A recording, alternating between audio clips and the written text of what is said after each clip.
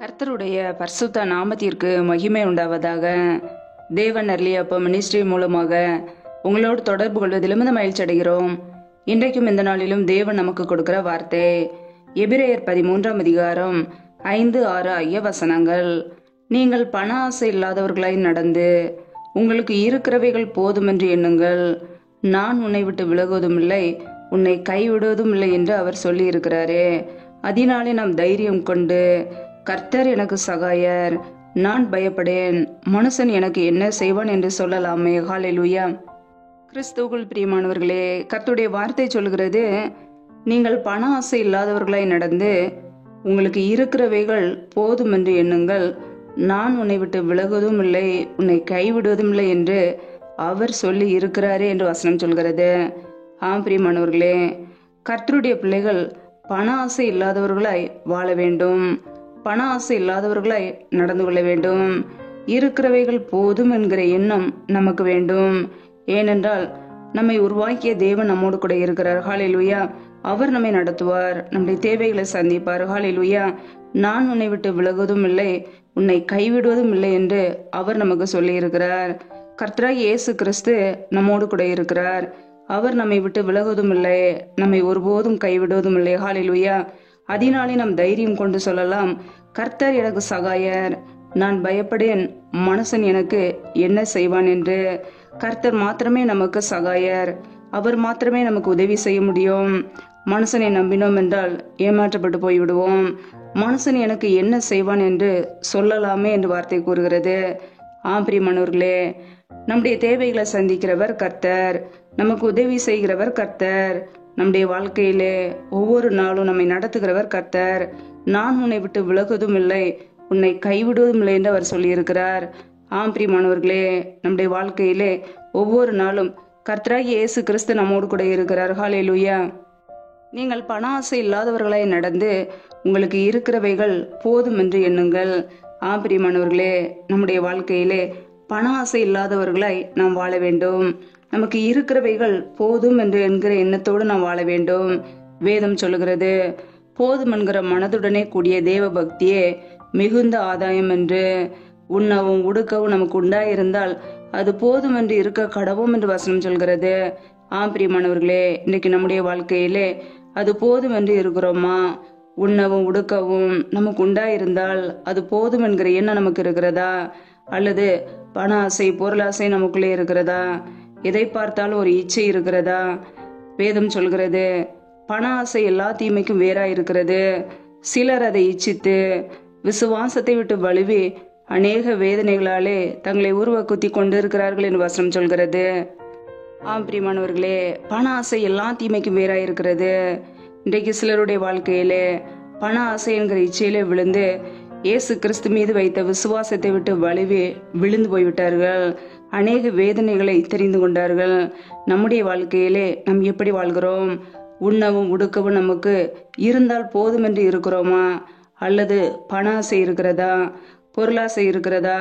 குறுக்கு வழியிலே பணத்தை சம்பாதிக்க வேண்டும் என்று பண ஆசையினாலே தீய காரியங்களை செய்கிறோமா? மற்றவர்களுக்கு தீங்கு நினைக்கிறோமா? மற்றவர்களுடைய சொத்துக்களை அபகரிக்கிறோமா? மற்றவர்களுடைய பணத்தை அபகரிக்கிறோமா? நாமே சற்று ஆராய்ந்து பார்ப்போம். வேதம் சொல்லுகிறது, ஐஸ்வர்யவானாயாகிறதற்கு தீவிரிக்கிறவனோ ஆக்கினைக்கு தப்பான் என்று. பிரியமானவர்களே, குறுக்கு வழியிலே பணத்தை சம்பாதிக்க வேண்டும் என்று பண ஆசையினாலே பல தீமைகளை செய்யும் போது அதுவே அநேக வேதனைகளுக்கு காரணமாய் ஆகிவிடுகிறது. கர்த்தருடைய பிள்ளைகள் நாமே ஆராய்ந்து பார்க்க வேண்டும். நாம் செய்கிற வேலைகளை, நாம் செய்கிற வியாபாரங்களை கர்த்தர் ஆசீர்வதித்து நமக்கு அதற்கேற்ற பலனை, கூலியை கொடுப்பார். அந்த ஆசீர்வாதம் நமக்கு போதுமானது. நியாயமாய் வருகிற வருமானம் போதுமானது.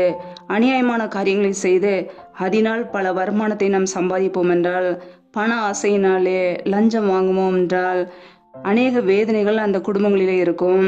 கர்த்தருடைய பிள்ளைகள் நாமே ஆராய்ந்து பார்க்க வேண்டும். நாம் தேவனுக்கு பிரியமாய் வாழ்கிறோமா, உண்மையாய் வாழ்கிறோமா என்பதை ஆராய்ந்து பார்க்க வேண்டும். நம்முடைய வாழ்க்கையிலே பண ஆசைக்கு இடம் கொடுக்க கூடாது. பண ஆசை என்கிற சத்ருக்கு நாம் இடம் கொடுக்க கூடாது. வேதத்திலே நாம் வாசிக்கிறோம், யூதாஸ் காரியத்து பண ஆசையினாலே கர்த்தராகிய இயேசு கிறிஸ்துவை காட்டி கொடுத்தான். முடிவோ மரணம். பிரியமானவர்களே, பண ஆசை ஆபத்தாக வந்து முடிந்துவிடும். அது அநேக வேதனைகளை கொண்டு வரும். அப்படிப்பட்ட காரியங்களுக்கு நாம் ஒரு நாள் இடம் கொடுக்க கூடாது. ஹல்லேலூயா. பண ஆசை இல்லாதவர்களே நாம் வாழ வேண்டும். கர்த்தரின் ஆசீர்வாதமே ஐஸ்வர்யத்தை தரும் என்று வசனம் சொல்கிறது. கர்த்தர் நம்முடைய வாழ்க்கையில ஆசீர்வதிக்கும் பொழுது, நம்முடைய வேலைகளை ஆசீர்வதிக்கும் பொழுது, நாம் செய்கிற கையின் கிரியைகளை ஆசீர்வதிக்கும் பொழுது, நம்முடைய குடும்பத்திலே ஐஸ்வர்யம் காணப்படும், தேவைகள் சந்திக்கப்படும். ஒவ்வொரு நாளும் அவர் நம்மை நடத்துகிறவராய் இருக்கிறார். ஹல்லேலூயா. அது நமக்கு போதுமானது. ஆனால் பண ஆசையினாலே மற்றவர்களுக்கு தீங்கு செய்து அதனால் வருகிற வருமானத்தை நாம் பயன்படுத்துவோம் என்றால் நம்முடைய குடும்பத்திலே ஆசீர்வாதங்கள் இருக்காது. அநேக வேதனைகளும் சாபங்களும் இருக்கும். பிரியமானவர்களே, கர்த்தருடைய பிள்ளைகள் பண ஆசைக்கு இடம் கொடுக்காதபடிக்கு, பண ஆசை என்கிற தீமையை விட்டு விலகி கர்த்தருடைய பிள்ளைகள் பண ஆசை இல்லாதவர்களே வாழ்வோம். ஹல்லேலூயா. கர்த்தருடைய வார்த்தை இப்படியாக கூறுகிறது, நீயோ தேவனுடைய மனுஷனே, இவைகளை விட்டோடி நீதியையும் தேவ பக்தியையும் விசுவாசத்தையும் அன்பையும் பொறுமையும் சாந்த குணத்தையும் அடையும்படி நாடு. விசுவாசத்தின் நல்ல போராட்டத்தை போராடு, நித்திய ஜீவனை பற்றிக்கொள், அதற்காகவே நீ அழைக்கப்பட்டாய் என்று வசனம் சொல்கிறது. பிரியமானவர்களே, நம் நித்திய ஜீவனை பற்றிக்கொள்ள அழைக்கப்பட்ட ஜனங்கள் நம்முடைய வாழ்க்கையிலே இயேசு கிறிஸ்து மீது வைத்த விசுவாசத்திலிருந்து நாம் ஒரு நாளும் விலகி போய்விடக்கூடாது. ஹல்லேலூயா. இன்றைக்கு அனைவருடைய வாழ்க்கையிலே இயேசு கிறிஸ்துவை விட்டு வழுவி அவர் மீது வைத்த விசுவாசத்தை விட்டு விலகி வாழ்வதினாலே அநேக தீமையில சிக்கிக் கொள்கிறார்கள். நம்முடைய வாழ்க்கையிலே ஒவ்வொரு நாளும் நம்மை நடத்துகிறவர், நம்மை உடுத்துவிக்கிறவர், நம்மை போஷிக்கிறவர் கர்த்தராகிய இயேசு கிறிஸ்து மாத்திரமே. ஹல்லேலூயா. அவர் நம்மை நடத்துவார். மரண பரியந்த நம்மை நடத்துவேன் என்று வாக்குத்தத்தம் செய்திருக்கிறார். நம்முடைய வாழ்க்கையிலே பண ஆசைக்கு இடம் கொடுக்காதபடிக்கு, பொருளாசைக்கு இடம் கொடுக்காதபடிக்கு, பண ஆசை என்ற தீமைக்கு இடம் கொடுக்காதபடிக்கு வாழ்வோம். ஹல்லேலூயா. உண்ணவும் உடுக்கவும் நமக்கு உண்டாயிருந்தால் அது போதும் என்று நாம் இருப்போம். நம்மை கர்த்தர் ஆசீர்வதிப்பார். ஹல்லேலூயா. அவரே நமக்கு சகாயர், நமக்கு உதவி செய்கிறவர். மனுஷனுடைய உதவி விருதா. நம்மை நடத்துகிறவர் கர்த்தராகிய இயேசு கிறிஸ்து மாத்திரமே. அவர் ஒருபோதும் நம்மை விட்டு விலக மாட்டார், நம்மை ஒருபோதும் கைவிட மாட்டார். ஹல்லேலூயா. அவர் மரண பரியந்த நம்மை நடத்துவார். ஹல்லேலூயா. அந்த ஒரு விசுவாசத்தோடு நம்பிக்கையோடு கர்த்தருடைய வழியை பின்பற்றி வாழ்வோம். கர்த்தர் நம்முடைய குடும்பத்தை ஆசீர்வதித்து பெருக பண்ணுவார். ஹல்லேலூயா. கர்த்தர் தாமே இந்த வார்த்தையின்படி உங்களை ஆசீர்வதிப்பாராக. ஆமேன். நம்மை நாமே அவருடைய சமூகத்திலே தாழ்த்தி அர்ப்பணித்து ஜெபிப்போம். ஜெபம். எங்களை அதிகமாய் நேசிக்கிற எங்கள் அன்பின் பரலோக பிதாவே, மெய் துதிக்கிறோம், ஸ்தோத்திரிக்கிறோம். அப்பா, இந்த நாளிலும் கூட உடைய வார்த்தைகளோடு எங்களோடு பேசினீரே, அதற்காக ஸ்தோத்திரம். ஒவ்வொரு நாளும் கண்ணின் மணி போல எங்களை பாதுகாத்து கிருபையோடு ஜீவனோடு வைத்திருக்கிறீரே, உமக்கு நன்றி அப்பா. நல்லவரே மெய் துதிக்கிறோம், வல்லவரே மெய் துதிக்கிறோம், பரிசுத்தமுள்ளவரே மெய் துதிக்கிறோம். நேற்று மீண்டும் என்றும் மாறாத எங்கள் அன்பு நேசரே மெய் துதிக்கிறோம். ஜீவாதிபதி ஆனவரே மெய் துதிக்கிறோம். எங்களுக்காக ஜீவனையே கொடுத்தவரே மெய் துதிக்கிறோம் அப்பா. இந்த இரவு நேரத்தில் உடைய சமூகத்தில் எங்களை அர்ப்பணிக்கிறோம். இணைந்திருக்கிற ஒவ்வொரு குடும்பங்களையும் உடைய கரங்களிலே அர்ப்பணிக்கிறோம். என் தேவன் தாமே பாதுகாத்துக் கொள்வீராக. பிள்ளைகள் செய்த தவறுகள், குறைகள், குற்றங்கள் எல்லாவற்றையும் மன்னிங்கப்பா.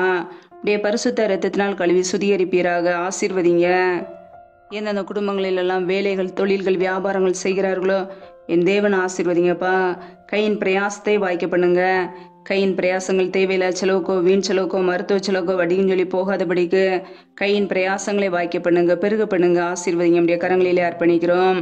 எந்தெந்த குடும்பங்களிலெல்லாம் வேலை இல்லாமல் கஷ்டப்படுகிறார்களோ பிள்ளைகள் படிப்புக்கேற்ற நல்ல வேலைகளை ஏற்படுத்தி கொடுங்க. வேலை காரியங்களில் இருக்கிற தடைகளை நீக்கி போடுவீராக. ஏசு கிறிஸ்துவின் வல்லமையுள்ள நாமத்தினால் தடைகள் முற்றிலுமாக நீக்கப்பட்டு போவதாக.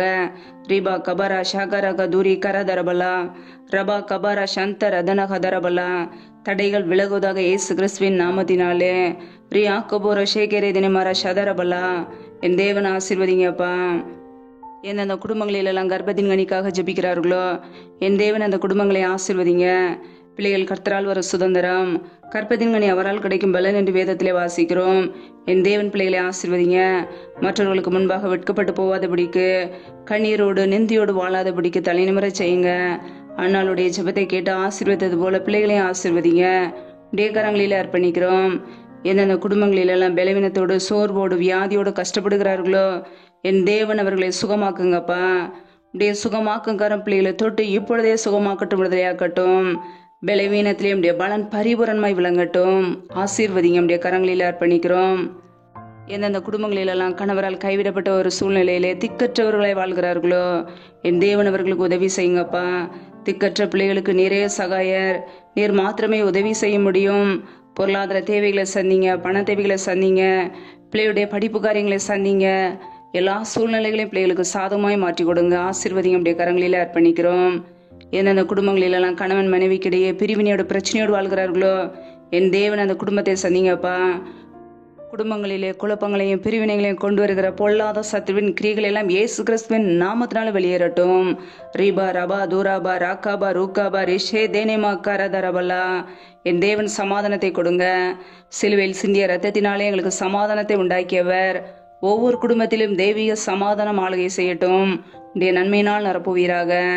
எந்தெந்த குடும்பங்களிலெல்லாம் கடன் பிரச்சனையிலே உபத்திரவத்தோடு கண்ணீரோடு ஏன் வாழ வேண்டும் என்று யோசிக்கிறார்களோ என் தேவன் அந்த குடும்பத்தை சந்திங்கப்பா. ஆசீர்வதிங்க. கடன் என்ற நெந்திலிருந்து பிள்ளைகளை நீக்கி ஆசீர்வதிங்க. தரித்திர நிலைமைகள் எல்லாம் இயேசு கிறிஸ்துவின் நாமத்தினால் மறைந்து போகட்டும். கையின் பிரயாசங்களை பெருக பண்ணுங்க, வர்த்திக பண்ணுங்க. அப்படியே கரங்களிலே அர்ப்பணிக்கிறோம். இந்த இரவு நேரத்தில் இன்பமான நித்திரை கொடுங்கப்பா.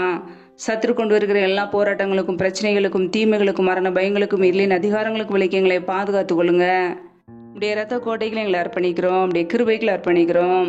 எங்களை பாதுகாத்துக் கொள்வீராக, ஆசீர்வதிப்பீராக. நீரே எங்களுக்கு அடைக்கலம், நீரே எங்களுக்கு பாதுகாப்பு. நாங்கள் நம்பி இருக்கிறவர் நீர் ஒருவர் மாத்திரமே. உடைய சமூகத்திலே தாழ்த்தி ஜபிக்கிறோம். எல்லா துதி கன மகிமை எல்லாமும் ஒருவருக்கே செலுத்துகிறோம். இயேசு கிறிஸ்துவின் மூலம் ஜெபிக்கிறோம் ஜீவனுள்ள நல்ல பிதாவே, ஆமேன். கர்த்தர் தாமே உங்களையும் உங்கள் குடும்பங்களையும் ஆசீர்வதிப்பாராக. ஆமேன். Thanks for watching. Please subscribe our channel. Click the like and share. Click the bell. God bless you.